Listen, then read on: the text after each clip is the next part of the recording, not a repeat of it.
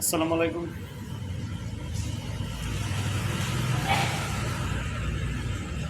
এই যে চুল ভিজা দেখতেছেন, এটা হলে সমস্যাটা হইলে আপনার এর আগে যে ভিডিওটা ওপেন করলাম এমন ঠাড়া ভরা একটা বৃষ্টি আইছে। আমি যেন আসলাম আশা করছিলাম যে বৃষ্টিটা হয়েছে আমি আমেরিকার দ্বারায় থাকবো, আমি যাবো না, বৃষ্টিতে ভিজবো, দিয়ে বৃষ্টি কখন হয়ে যাবে। পরে দেখি ভাই মোবাইলের স্ক্রিন, তারপর সব কিছু একবারে পরে না হওয়ার পজিশন নাই, পরে দৌড়ে আইলাম এনআইসি এনআইসি সুদ ভিজা, সব সুদ ভিজা, এইগুলো বলে লাভ নাই। আসলে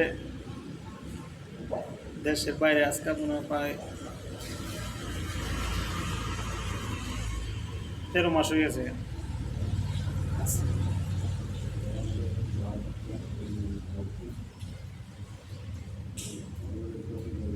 এই বেকার লাইফ,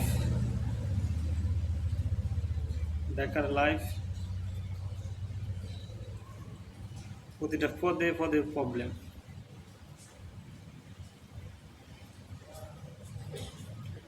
প্রবলেম মানে নিজের জামা কাপড় সব কিছু ধুয়ার পর ডেলিতে আসা লাগে, নিজের খানা পাক করে আসা লাগে, তারপর সব কিছু নিজের করা লাগে। এখানে স্যাক্রিফাইস করার মতো কোনো রূপ নাই।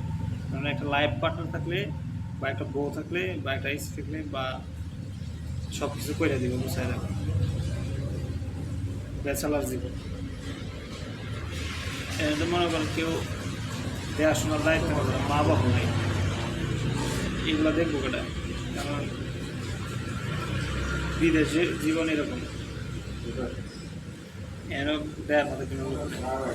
আর বিয়া করলে তো একটা বউ থাকতো, বউ যদি বিয়া করতে আমাদের দেশও থাকতো, এনে তো আর আইতো না। খুব দেশ হইতাছি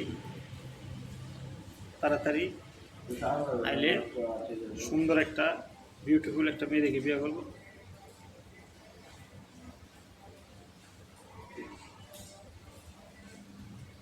আর খালি সুন্দর হলে সুন্দর তো মানে ভালো টাইপের সুন্দর মন সব কিছু মিলাই তো পারফেক্ট পারফেক্ট।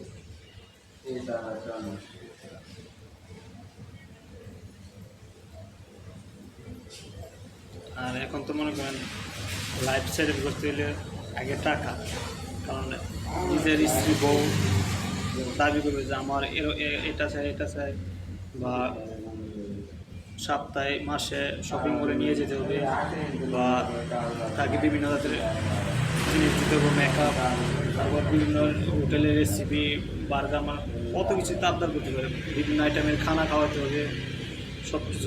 এগুলা কার জন্য করি? খুব শীঘ্রই আসছি, যার জন্য করতেছি তাকে তো অবশ্যই রেডি থাকতে হবে। আমি খুঁজবো না, সে আমাকে খুঁজবো। ওকে, আমি সজীব, আমাকে খোঁজার দায়িত্ব তোমার। বাই।